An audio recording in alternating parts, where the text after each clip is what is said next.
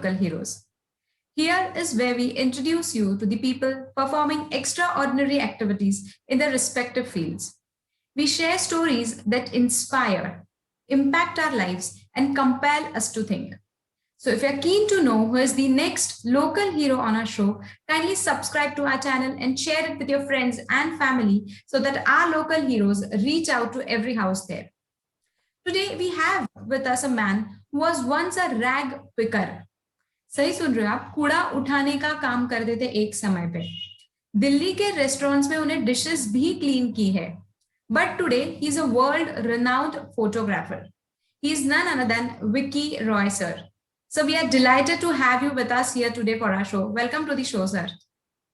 Thank you so much, Simriti. मुझे भी बहुत खुशी हो रही है आपके शो में आके. So thank you for inviting me. Thank you, sir. Thank you. So without wasting much of our time, directly हम move करते हैं question answer session की तरफ. So let's start from the beginning, sir. Sir, हमारे viewers को बताइए आपने घर क्यों छोड़ा, मतलब भाग के क्यों आए थे आप दिल्ली, sir? तो बेसिकली क्या है कि मैं ओरिजिनली वेस्ट बंगाल पुरुलिया से हूँ और पुरुलिया एक छोटा सा टाउन है बंगाल का and that is in border of Jharkhand. So मेरे जो मम्मी पापा थे, मम्मी हाउसवाइफ थी एंड फादर टेलरिंग का काम करते थे, but he don't have proper shop. Like वो कहीं साइड में किसी दुकान के आगे मशीन लगा के बैठते थे. तो may be he have income like per day 10 rupees, 15 rupees, 20 rupees, that kind of income that time my father had. तो मेरे मम्मी पापा का हमेशा से ड्रीम था कि मेरा एक लड़का एटलीस्ट क्लास 10th तक पढ़ ले. तो we are total 7 brother sister. तो मैं दूसरे नंबर पे था. तो जब मैं आई थिंक 4-5 साल का था तो मेरे मम्मी पापा को लगा कि अगर मैं नाना नानी के घर में रहूंगा तो मैं एटलीस्ट क्लास 10th तक पढ़ लूंगा. बिकॉज नाना जी की घर की फैमिली कंडीशन बेटर थी. नाना जी बोकारो स्टील सिटी में जॉब करते थे, एक मामा जी बोकारो स्टील सिटी में जॉब करते थे. सो दैट्स वाई उन्होंने मुझे मेरे नाना नानी के घर में रख दिया. तो जब मैं वहाँ पे बड़ा हो रहा था, धीरे धीरे मैं स्कूल भी जा रहा था. सो बट आई रियलाइज कि ना मेरे से बहुत ज्यादा काम करवाते हैं, छोटी छोटी बातों पे बहुत मार पड़ती थी. और तो बहुत मतलब मन दुखी सा होता था. बचपन में खेलने उलने को उतना नहीं मिलता था. एंड और जो मेरे मम्मी पापा नजदीक में रहते थे तो उधर की कंडीशन तो बहुत अच्छी नहीं थी. बिकॉज उनका एक टाइम जो खाना बनता था, अगर उसमें से बच गए तो they are having in second time that food. तो बचपन से ये था कि यू नो कि कुछ फिल्में देखी थी कि लोग शहर जाके हीरो बन जाते हैं या अमीर आदमी बन जाते हैं. तो मेरे दिमाग में भी ये सब चीजें आने लग गया था कि यू नो कि मैं शहर चला जाऊं और वहाँ पे मुझे शायद किसी का सहारा मिलेगा और maybe I will do something. So इस सोच के साथ मैंने 11 साल के उम्र में अपने मामा जी के जेब से थोड़े से पैसे चोरी किए और मैं स्टेशन गया तो दिल्ली की ट्रेन लगी हुई थी. तो I just get in and I landed in Delhi. Okay मतलब सर बहुत ही जैसा हम देखते हैं या सुनते हैं कि चाइल्ड अब्यूज होता है, वैसा ही सिमिलर स्टोरी था आपका. चाइल्ड अब्यूज था, then you ran away from the family because of the child abuse. मतलब we can surely relate your story, sir. And मैं भी शायद बदमाशी भी करता था. ऐसा नहीं कि मैं बहुत शरीफ मतलब दूध का धुला हुआ था, ऐसा भी नहीं था. तो मैं भी मार इस वजह से भी पड़ती होगी. Right sir, right right right.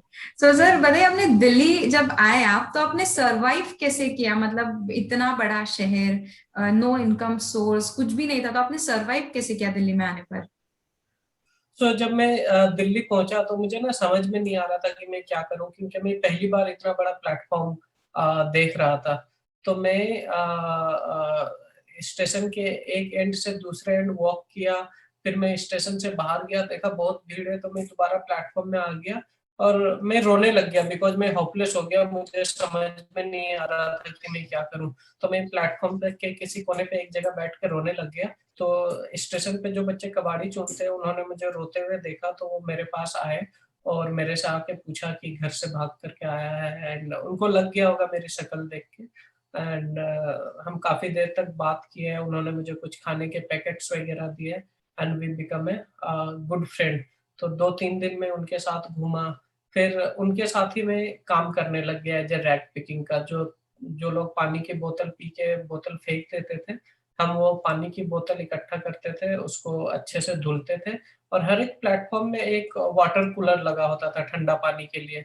तो हम उसमें दोबारा से उसमें ठंडा पानी भरते थे, और जनरल बोगी में, बिकॉज जो यूपी बिहार ट्रेन जाती है वो काफी क्राउडेड होता है उनकी जनरल बोगी, तो हम उन बोगीज में घुस करके उनको 5-5 रुपए के में बेच देते थे। बट स्टेशन में सरवाइव करना बहुत इजी नहीं था, क्योंकि कभी पुलिस वाले मारते थे, कभी किसी पैसेंजर का कुछ सामान चोरी हो गया तो उनको लगता था कि हमने चोरी किया, तो वो मारते थे। एंड हर एक प्लेटफॉर्म में एक दादा टाइप का होता था, वो पैसे छीन लेते थे। स्टेशन में थोड़ी सी भी लड़ाई होती थी तो हम सबसे पहले अपना फेस कवर कर लेते थे इस तरीके से, बिकॉज वो ब्लेड मार देते थे। तो बिकॉज वो जेब काटने के लिए चाबी का यूज करते थे, तो उसका एक हमेशा डर रहता था कि कोई चेहरे पे ब्लेड ना मार दे। तो इसलिए किसी की भी लड़ाई होती है सबसे पहले हम अपना फेस प्रोटेक्ट कर लेते थे। सो आई रियलाइज कि ना, प्लेटफॉर्म की life it's very difficult, and मतलब सोने को नहीं मिलता था ढंग से, एंड गंदे कपड़े होते थे, तो लोग रिस्पेक्ट नजर से देखते नहीं थे। तो एक दिन दुखी होकर के आई थॉट कि ना, किसी ढाबे में काम करते हैं। तो नई दिल्ली स्टेशन के बगल में अजमेरी गेट था, एंड वहाँ पे रिक्शे वालों के लिए छोटे छोटे ढाबे बने हुए थे। तो मैं एक ढाबे में गया और उनको मैंने कहा कि मुझे काम चाहिए, और उन्होंने मुझे काम दिया है डिश वॉशर का। तो फिर मैं उस ढाबे में काम करने लगा। ढाबा का ओनर का नाम था पन्ना लाल, ही पास्ट अवे नाउ। तो ऐसे वहां पे फिर काम करना चालू किया।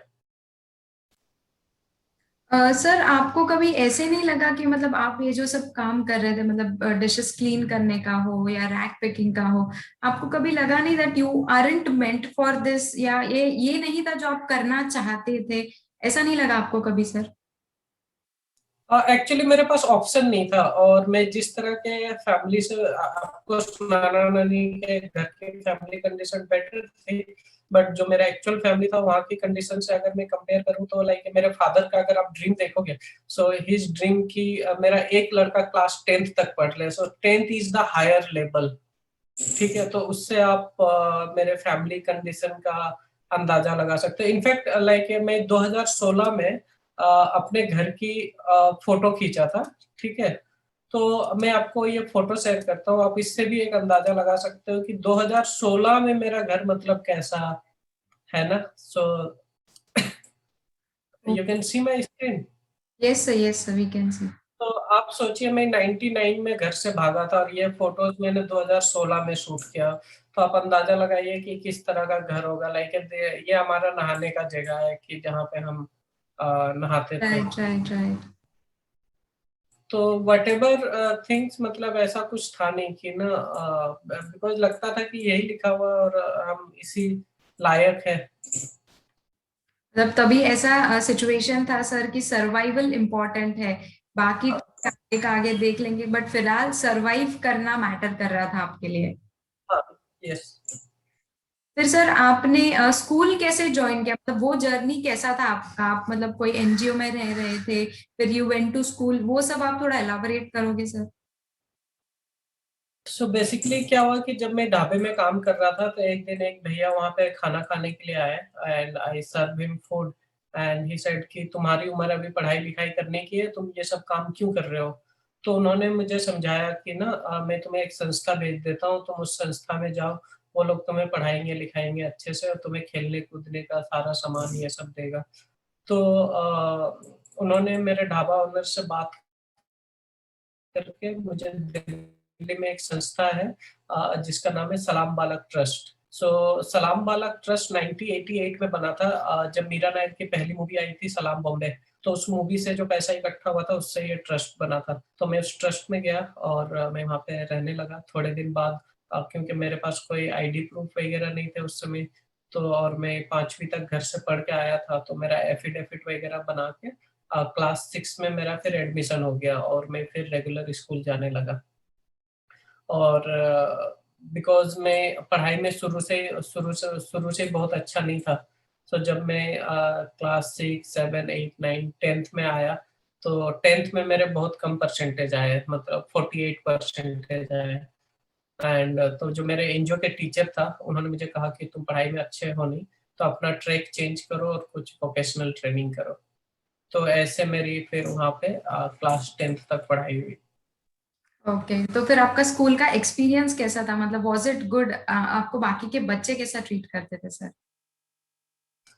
जैसे हम सलाम बालक में रहते थे, तो और भी बच्चे हम साथ में जाते थे। तो जैसे मान लो दीजिए कि मैं एक क्लास 6 से स्टार्ट हुआ, तो हम सेंटर के करीब 8-10 बच्चे एक क्लास में थे, 6 से लेकर के 8वीं तक। फिर 8वीं में स्कूल चेंज हो गया, नूतन मराठी हो गया।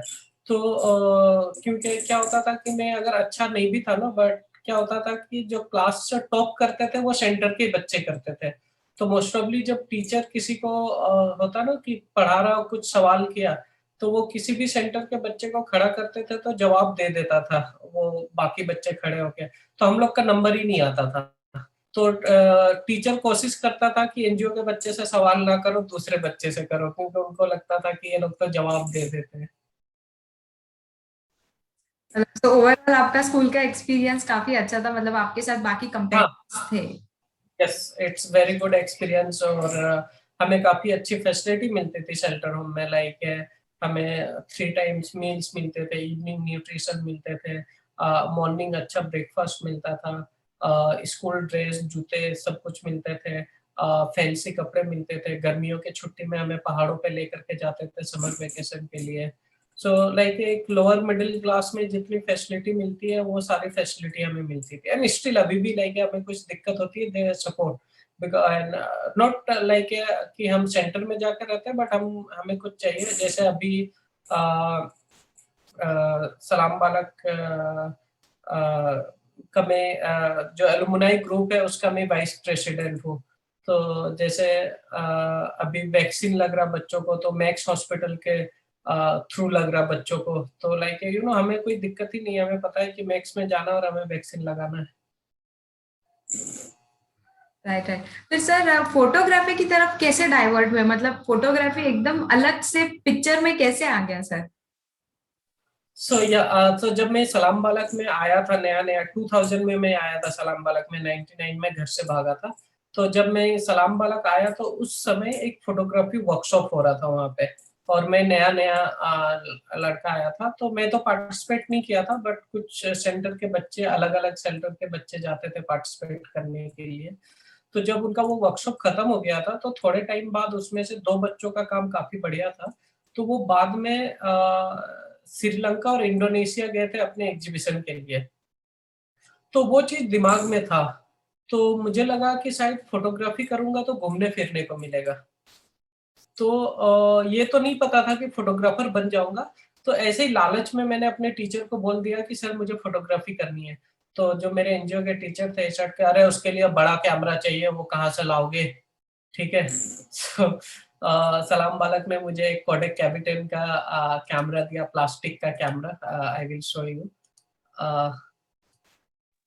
तो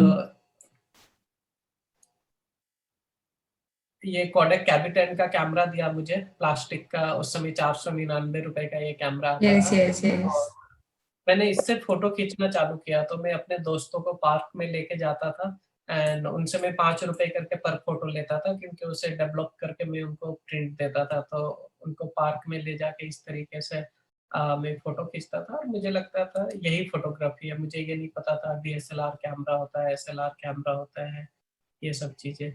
तो मुझे लगता ओके, था कि यही फोटोग्राफी है। तो ओके। इस तरह तो फिर 2005 में मुझे सलाम बालक से निकलना था, क्योंकि 18 साल के बाद हम शेल्टर होम में नहीं रह सकते हैं। बट एज ऑफ 17 में मैं सलाम बालक से निकल गया, क्योंकि मैं रेगुलर पढ़ाई नहीं कर रहा था। तो सलाम बालक ने मुझे एक जॉब ढूंढ के दिया। तो एक दिल्ली बेस्ड फोटोग्राफर है। तो उन्होंने मुझे कहा कि मैं 3,000 सैलरी दूंगा, सेलफोन दूंगा, बाइक दूंगा, और मेरा महीने में 8-10 दिन काम होते हैं, बाकी दिन आप फ्री रहोगे। तो मैं बहुत एक्साइटेड होकर के ज्वाइन किया। एंड मुझे ये पता था कि मैं मेहनत करके अच्छा असिस्टेंट बन जाऊंगा, बट ये नहीं पता था कि मैं फोटोग्राफर बन जाऊंगा।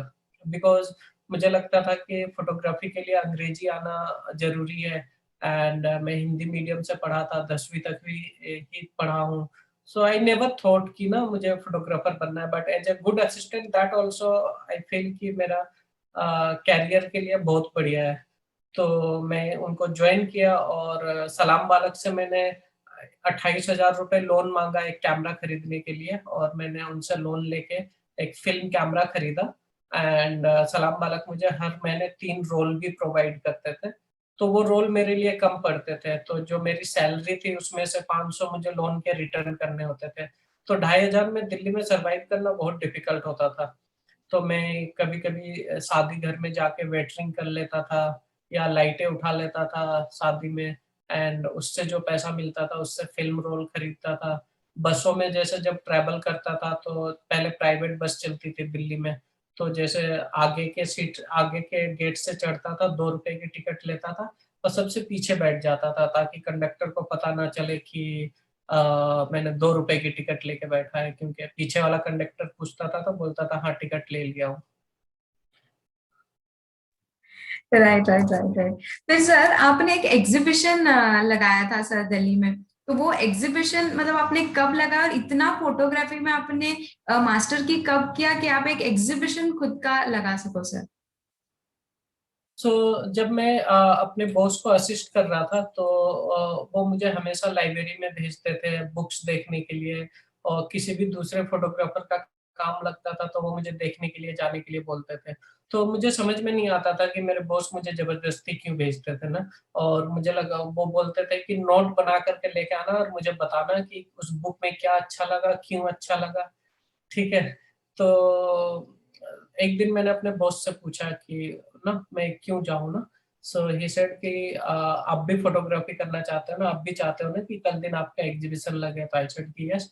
तो ही सेड कि अगर आप चाहते हो कि कल दिन जब आप एग्जीबिशन लगाओ और आपका काम आकर के लोग देखें, तो उससे पहले आपको जाके दूसरों का काम देखना पड़ेगा. So those are the learning चीज थी मेरे लिए. और उस टाइम पे जब मैं जा करके एग्जीबिशन देखता था तो मैं हमेशा देखता था कि वो एक सब्जेक्ट पे है, वो एक थीम पे है. एंड बहुत सारे टॉक सुनता था, बहुत सारे अंग्रेजी टॉक होते थे, समझ में नहीं आता था, बट कोई एक वर्ड दिमाग में बैठ जाता था. तो फिर मुझे लगा कि मैं क्या शूट करूं. तो बट ये था कि मैं कहीं दिल्ली से बाहर नहीं जा सकता था. मेरे पास मैं बाहर किसी को जानता नहीं था, ट्रैवल नहीं कर सकता था, मेरे पास पैसे नहीं थे कहीं जाने के लिए. तो मुझे लगा कि जैसे मैं स्ट्रीट पे रहा हूँ तो मैं क्यों ना अपनी लाइफ शूट करूं, बट दूसरे बच्चों के थ्रू. कि मैं जब 18 साल से कम उम्र का था तो मैं स्ट्रीट पे रहता था, तो मैंने सोचा कि मैं जितने स्ट्रीट के बच्चों का शूट करूंगा सारे 18 साल से कम उम्र के बच्चों का शूट करूंगा. तो मैंने पहला एग्जीबिशन लगाया स्ट्रीट ड्रीम्स के नाम से इंडिया हैबिटेट सेंटर में 2007 में. और ब्रिटिश हाई कमीशन और डीएफआईडी ने इसको स्पॉन्सर किया था. तो मैं 2005 से लेकर के 2007-8 तक ये शूट किया था और पहला एग्जीबिशन लगाया था स्ट्रीट ड्रीम्स. तो बेसिकली वो जब आप एग्जीबिशन में मेरे फोटोज देखते हो तो एक तरीके से आप मुझे देख रहे हो कि मैं स्ट्रीट में कैसे रहता था. तो मैं अपनी लाइव फोटोज के थ्रू दिखाने की कोशिश किया था उस एग्जीबिशन में. Right right right sir. फिर सर एग्जीबिशन लगाने के बाद मतलब how did you started to grow? आपको मतलब अच्छा रिस्पॉन्स मिला? आपका जो मोटिव था वाज दैट सक्सेसफुल? जब मेरा पहला एग्जीबिशन लगा so that like for me it's like a successful because मेरे काफी सारे प्रिंट सेल हुए.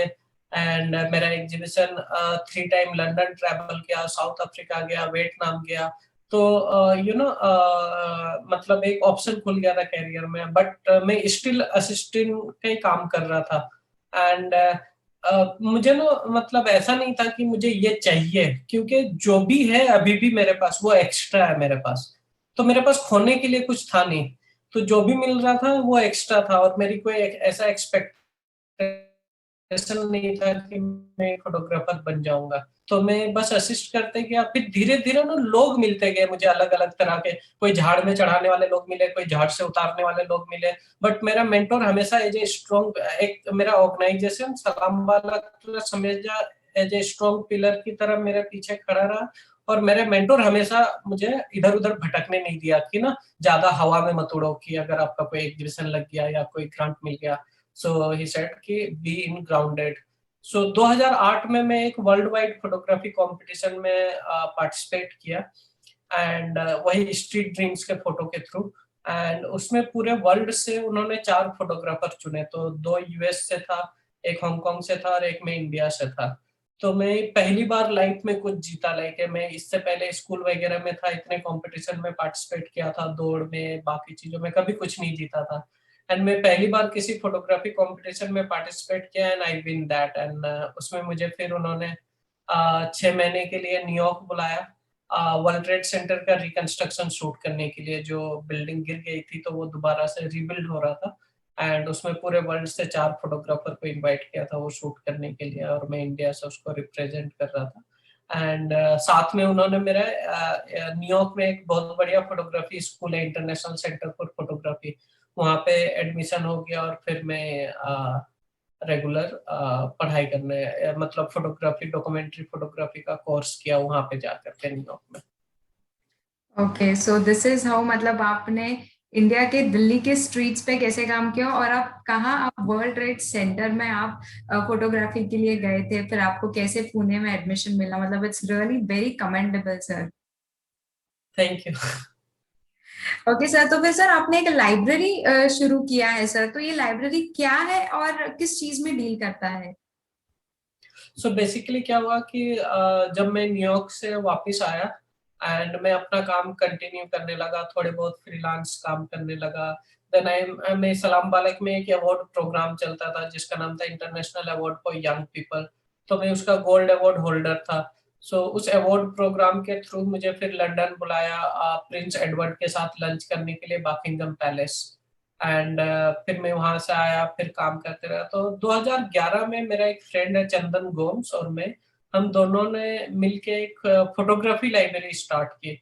सो हमने क्या देखा था कि जब हम फोटोग्राफी सीख रहे थे ना, तो हमारे पास ज्यादा बुक्स देखने के ऑप्शन नहीं थे। तो ऐसा कोई लाइब्रेरी नहीं था जहाँ पे लाइक फोटोग्राफी बुक्स हो, और एक दो जगह थे भी तो उसमें सिर्फ 8-10 फोटोग्राफी बुक्स होते थे, और वो भी एक्सोटिका इंडिया वाले जो बुक होते हैं वो होता था। तो हमने सोचा कि क्यों ना हम एक ऐसा लाइब्रेरी स्टार्ट करें। तो हमने जितने बड़े फोटोग्राफर हैं इंडिया में, हमने सबको ईमेल किया, जितने को हम जानते थे मैंने किया, जितने को चंदन जानता था चंदन ने किया, और हमने उनसे photography book as a donation में मांगा। सो सभी को हमें वो बुक डोनेट करने के लिए एग्री हो गया, तो करीब हमारे पास 400-500 फोटोग्राफी बुक्स इकट्ठे हो गए। तो हम एवरी अल्टरनेट संडे को ये लाइब्रेरी करते थे, और जब भी लाइब्रेरी करते थे हम हमेशा एक स्टेब्लिश फोटोग्राफर को टॉक देने के लिए बुलाते थे। तो इस तरीके से हम उस लाइब्रेरी को रन करते थे।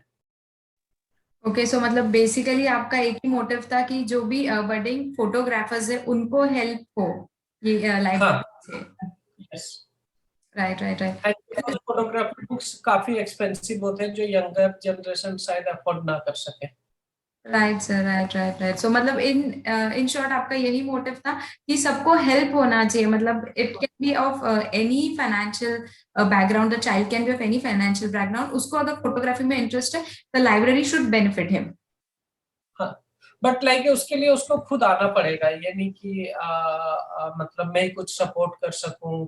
तो बट ये है कि बुक्स अवेलेबल है, आप आकर के उसको देख सकते हो। Right right right. सर फिर आपने नेशनल ज्योग्राफी में भी कुछ काम किया है सर, तो आप वहां तक कैसे पहुंचे और आपका एक्सपीरियंस क्या था सर वहां पे? सो 2013 में नेशनल ज्योग्राफी जो चैनल है इंडिया का, उन्होंने पहली बार एक फोटोग्राफी रियलिटी शो ऑर्गेनाइज किया। तो जैसे हम बाकी रियलिटी शो देखे ना, सारेगामापा और इस तरह के, तो उसी तरीके का ये फोटोग्राफी रियलिटी शो था। तो उन्होंने पूरे इंडिया से 8 फोटोग्राफर सेलेक्ट किया था, और उसमें से मैं भी एक था। और हम सबको वो सेलेक्ट करके श्रीलंका लेकर के गए थे। और ये रियलिटी शो था, तो हर हफ्ते एक टास्क दिया जाता था, कैप्शन दिया जाता था, एंड उस टास्क और कैप्शन के अकॉर्डिंग हमें फोटो खींचना होता था और हमें सबमिट करना होता था जज को। एंड फिर जज डिसाइड करता था कि हम नेक्स्ट एपिसोड में जा रहे हैं या नहीं जा रहे। तो ये टोटल 10 एपिसोड का शो था, और मैं 9th एपिसोड में शो से बाहर निकला इसमें, और मैं टॉप 4 में था। तो उसमें भी एक काफी कॉन्फिडेंस आया कि किस तरीके से इस तरह के चीजों में काम करते हैं। तो इट्स एक confidence basically I build their. Okay, तो फिर सर बकिंगम पैलेस का स्टोरी कैसा है? मतलब जहाँ पे लोग बाहर खड़े होकर फोटो खिंचवाते हैं, वहां पे आप अंदर जाके फोटोग्राफी कर रहे थे, तो सर कैसा था एक्सपीरियंस, कैसा लगा आपको सर वहां पे? So it's a very proud moment because I remember जब मैं जा रहा था और मेरे पास तो सूट वूट के कपड़े नहीं थे, तो किसी एक प्रोफेसर है एमडीआई कॉलेज में, एंड उनको पता चला कि मुझे लंदन इनवाइट किया है फ्रेंड्स में, तो उन्होंने मुझे एक सूट सिलवा के दिया। मैं वो सूट लेकर के गया था, एंड जब मैं इमिग्रेशन पे पहुंचा तो मैंने उनको लेटर दिखाया, तो he said, oh, you going to have lunch with Prince? So I said, oh, congratulations, and did you bring your suit? तो I said कि yes। तो इमिग्रेशन में मुझसे इतने ही सवाल पूछा, एंड देन मुझे वहाँ पे कोई पिकअप के लिए आया हुआ था, and then I went. So it was very proud moment for me कि कि एक टाइम पे मैं कहाँ नई दिल्ली स्टेशन पे रहता था, एंड मैं जब बकिंगम पैलेस पहुंचा तो देखा सभी टूरिस्ट बाहर खड़े होकर के फोटो खिंचवा रहे हैं, and when I having drink with prince inside, so मैं अंदर से बाहर का फोटो खींच रहा था। So it's very proud moment. Right sir, मतलब it's actually a proud moment for us, मतलब we are having you on our show, it's really proud moment sir. नहीं, थैंक यू सो मच, आपने invite किया।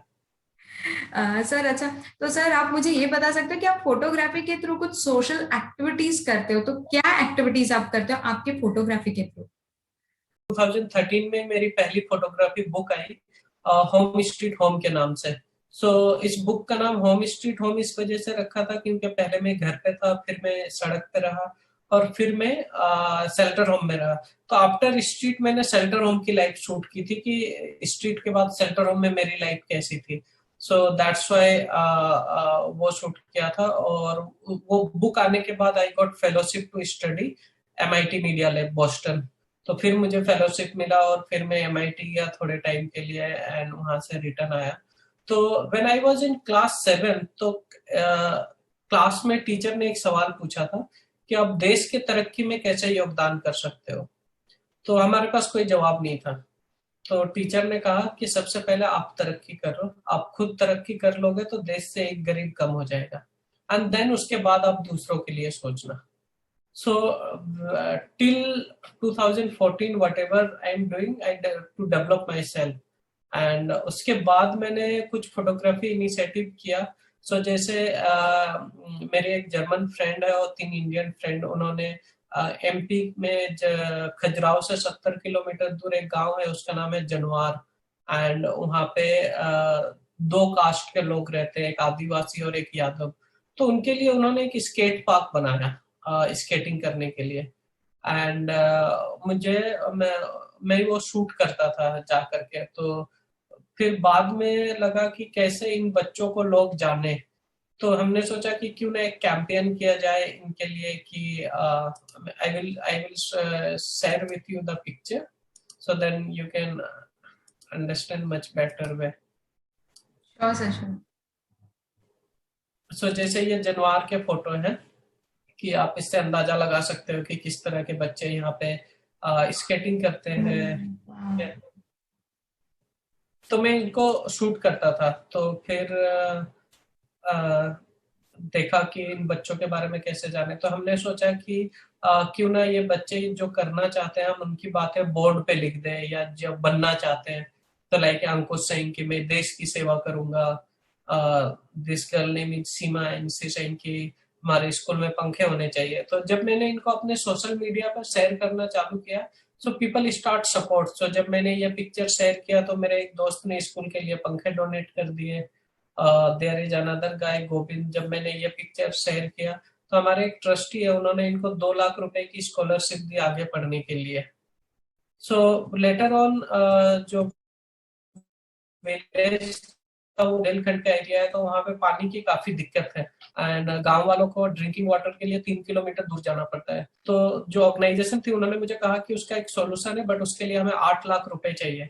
तो I said कि ऐसे तो हमें कोई इतना पैसा नहीं देगा, बट हम एक काम कर सकते हैं कि जो स्केट पार्क के मैंने फोटो खींचे हैं उनका कुछ फोटो का एक सिलेक्शन बना के मैं आपको देता हूँ, and we ask people to buy my art work, और उससे हम ये वाटर इनिशिएटिव करेंगे। तो हमने कुछ फोटो सेलेक्ट करके उनको दिया and we sold some of picture and we collect 8 lakh रुपए। एंड उससे उन्होंने यहाँ एक डीप बोरिंग करवाया, एक बड़ा प्लेटफॉर्म बनाया, उस पे ये टंकी लगाया, सोलर पैनल लगा के उसके नीचे मोटर को उससे कनेक्ट कर दिया। तो अब लाइक इस गांव में 24 घंटे पानी अवेलेबल है, और ये मेरा एक कंट्रीब्यूशन है फोटोग्राफी के थ्रू। फिर उसके बाद उसी गांव में ये लड़का था सचिन, सचिन आदिवासी नाम था, एंड उसको ये डिजीज पिछले 5 साल से हो रखा था and he never went hospital. So मैंने सचिन का ये फोटो खींचा और मैंने दिल्ली आके ऐसा कोलाज बना के अपने सोशल मीडिया पे शेयर किया कि इसका नाम सचिन आदिवासी है और कोई इसकी मदद करना चाहे तो प्लीज टेक्स्ट मी। तो मुझे एक भैया का कॉल आया एंड ही सेड कि ही विल टेक केयर, इसका सारा खर्चा। फिर सचिन को दिल्ली बुलवाया, इसका एक एनजीओ में रखवा के इसका एम्स में इलाज करवाया, एंड सचिन अब बिल्कुल ठीक हो गया है, रेगुलर स्कूल जा रहा है। उसके बाद थोड़े टाइम पहले मैंने ये फोटो जामा मस्जिद के पास शूट किया था। सो ये फैमिली ऐसे यहाँ स्ट्रीट पे रहती थी, तो मैंने इसको शाम को अपने सोशल मीडिया पे शेयर किया। तो मेरी एक फ्रेंड है सिलिकॉन वैली में रहती है, उसने ये फोटो देख के मुझे कॉल किया कि Vicky I show your picture that family very happy in the street also. तो मैं इस फैमिली की क्या मदद कर दूं कि वो स्ट्रीट पे ना रहे। तो मैं नेक्स्ट डे जाके इस फैमिली को ढूंढा, मैंने कहा मेरी एक दोस्त आपकी छोटे से अमाउंट पे मदद करना चाहती है, तो आप उससे कुछ काम करो और किराए के घर पे रहो ताकि आपको सड़क पे ना रहना पड़े। तो जो फैमिली है उन्होंने मुझे कहा कि वो ओरिजिनली राजस्थान धौलपुर से है, तो वहां पे उनको एक परचून का दुकान खोल दे, ग्रोसरी शॉप। तो राजेश्वरी ने मुझे 50,000 दिया था और 15,000 मेरे खर्च हुए। सो टोटल 65,000 का मैंने उनका ये दुकान खुलवा दिया। So now this family went back home and ये दुकान रन कर रहा है। The images are so so beautiful, मतलब आपने इतना ब्यूटिफुली उसको फ्रेम किया है, I just got goose bumps. और सर मतलब वो स्केट पार्क जो आपने लिया है, I want to tell our viewers कि ये इंडिया है, मतलब वो कहते हैं ना सर, असली भारत गांव में बसता है, वैसे आपने वो पिक्चराइज किया है। It's so so beautiful sir. Thank you so much. और सर आप जो सोशल काम कर रहे हो, सोशल एक्टिविटीज परफॉर्म कर रहे हो, इट्स रियली इनक्रेडिबल, मतलब hats off to you sir, really. Thank you so much. So then उसके बाद फिर मैं एक मैगजीन आती है, फोर्ब्स मैगजीन। सो फोर्ब्स के लिस्ट पे आना लोग बहुत प्राउड करते हैं ना। राइट राइट, हाँ। So, 2016 में मैं फोर्ब्स एशिया 30 अंडर 30 लिस्ट पे आया था, और 2018 में मैं वोग मैगजीन के 40 अंडर 40 लिस्ट में आया था। तो this is some of achievement. और ये एक बुक मैंने शूट किया था जो हमारी एक्स चीफ मिनिस्टर थी श्रीमती शीला दीक्षित जी, उनको एक किताब बनानी थी कि उन्होंने पिछले 15 साल में क्या काम किया। वो 15 साल दिल्ली के चीफ मिनिस्टर थे, एंड उन्होंने ये बुक शूट करने के लिए मुझे बुलाया। So it's like for me it's like a very proud moment कि ना दिल्ली ने मुझे सारा नेम फेम दिया है, एंड दिल्ली की एक्स चीफ मिनिस्टर मुझे बुला करके ये बुक शूट करने का असाइनमेंट दिया। सो this is one of things, and then very quick I say कि मैंने आपको स्टार्टिंग में अपने घर की फोटो दिखाया था ना कि हाँ सर, हाँ। कि how is my house look like। so 2016 Mother's Day पे मैंने अपनी मम्मी को ये घर गिफ्ट किया हूँ। so finally we have our own house। this is the house how look like। wow, it's beautiful sir। yeah, so this is how things help me, how photography giving me back also to मैं ये सब चीजें कर पाया तो सारी photography की then है। एंड कोई चीज लालच से नहीं किया, काम करते गया, चीजें अपने आप मिल गई है मुझे। और मैं भी, मेरे जो फ्रेंड सर्कल है उन्होंने मुझे हेल्प किया। जैसे बहुत टाइम कुछ फोटोग्राफी कंपटीशन वगैरह होता था, आई डोंट नो, मुझे उतना नॉलेज नहीं है, तो मेरे फ्रेंड्स मेरे घर पे आते थे डिनर के लिए या किसी चीज के लिए, वो मुझे बोलते थे कि तुम्हारा काम इसमें फिट बैठता, तुम क्यों नहीं अप्लाई करते। तो मैं उनको बोलता था ठीक है, मैं तुम्हारे लिए डिनर बना रहा हूँ, तुम मेरा फॉर्म वॉर्म भर दो। तो वही लोग बैठ के मेरा फॉर्म वॉर्म भरते थे। मतलब friends are like family sir, मतलब उन्होंने आपको सपोर्ट किया और फिर ultimately you have got the place where you wanted to be sir. हाँ, तो ये है कि दोस्तों का काफी सपोर्ट रहा है, दैट्स व्हाई बहुत टाइम चीजें कोई एक्सपेक्टेशन नहीं थी, बट एक्सपेक्टेशन से बढ़ के चीजें मिली है, तो उसमें कोई डाउट नहीं है। राइट राइट सर, अगर आप मतलब आपकी जर्नी घर छोड़ने से आज तक की जर्नी अगर आप हमारे लिए थोड़ा कुछ समराइज कर सकते हो सर, तो हाउ वाज इट? जैसे ना बहुत टाइम कुछ चीजें मिलती है एक्सपीरियंस करने के बाद, तो yes I did that experience, and मुझे कुछ खोने का डर नहीं रहता है अभी भी। सो दैट्स वाई मैं कुछ भी करता हूँ तो शायद वो कर लेता हूँ, मुझे बहुत ज्यादा दिक्कत नहीं आती है। एंड मैं बिल्कुल छोटे लेवल से स्टार्ट करता हूँ, सो दैट मुझे कोई शर्म नहीं, कोई वो नहीं, बिकॉज मुझे पता है अगर नहीं सक्सेस हुआ तो नहीं हुआ, इट्स डजेंट मैटर, ठीक है, but what ever I have that is extra for me. And कहते हैं कि आपको लंबे रेस का घोड़ा अगर बनना है तो जो चीजें थोड़ी देरी से मिलती है ना, तो वो ज्यादा लंबे टाइम तक टिकता है। अगर आप मेरी फोटोग्राफी जर्नी देखोगे तो मैं 2005 से फोटोग्राफी कर रहा हूँ, एंड अभी आई थिंक 16 साल हो गया है। बट अगर मैं वही एक साल में चाहूँ, अगर सोचता है कि मुझे ये मिल जाए वो मिल जाए, तो शायद वो सब चीजें टिकती नहीं। तो जो चीजें अगर जल्दी आती तो शायद टिकती नहीं। तो मुझे लगता है कि कोई भी पढ़ाई, नॉट ओनली फोटोग्राफी, अगर लाइक हम इंजीनियरिंग की भी पढ़ाई करते हैं, मैं 5 साल लगता है कंप्लीट करके जॉब में बिल्कुल ये आने में, तो उसी तरह मुझे लगता है अगर कोई फोटोग्राफी करना चाहे और लाइफ में, so maybe he can spend 5 years and then उसके बाद उनको चीजें मिलना चालू होगा। बट 6 महीने में अगर उसको कुछ रिटर्न मिल रहा तो वो ज्यादा दिन टिकेगा नहीं। Right, correct. पेशेंस उसी के लिए रिक्वायर्ड है, patience is the key to success sir. बिल्कुल, फिर वो ज्यादा टाइम तक रहेगा, और बिकॉज आप उतना एक्सपीरियंस गेन कर लोगे ना कि आपको एग्जैक्ट पता होगा कि ना किससे क्या इम्पैक्ट पड़ेगा और क्या होगा। Absolutely correct sir, yes. तो सर आप कुछ टिप देना चाहोगे या कोई मैसेज देना चाहोगे हमारे व्यूअर्स को सर? ऐसा कोई टिप तो नहीं है, बट मैसेज यही है कि आप जो भी काम कर रहे हो आप अपना 100% लगा करके करिए, और जो आपके किस्मत में लिखा हुआ है वो आपको मिल के रहेगा, वो कोई छीन के लेके नहीं जा सकता है। चाहे आप वट एवर कंडीशन, जो आपको मिलना है वो मिलेगा, तो आप अपना काम करते जाइए, जो चीजें आपको मिलना होगा वो मिलेगा आपको, पर टाइम से पहले नहीं मिलेगा। राइट राइट, समय से पहले और समय से अधिक किसी को कुछ नहीं मिला। हाँ, राइट सर। यस, बिल्कुल। Okay sir, thank you so much sir. मतलब आप हमारे शो पे आए sir, thank you so much. It was great talk, it was indeed a pleasure to have you with us here sir, thank you so much. Thank you so much Smriti, and congratulation to you कि आप ये initiative चला रहे हैं दूसरों के लिए, and so उसके लिए मैं आपको बहुत बहुत बधाई देता हूँ, एंड ऑल द बेस्ट आगे के लिए। Thank you sir, thank you so much. And हमारे व्यूअर्स के लिए, अगर आप विकी सर तक पहुंचना चाहते हो तो डिस्क्रिप्शन बॉक्स में मैंने सर का इंस्टाग्राम लिंक प्रोवाइड किया है, आप उसके थ्रू सर तक पहुंच सकते हो। You can see his pictures there, और आप उनसे बात भी कर सकते हो वहां पे। So thank you everyone. अगर आपको हमारा शो अच्छा लगता है तो प्लीज उसे सब्सक्राइब करें और शेयर करें। Thank you so much.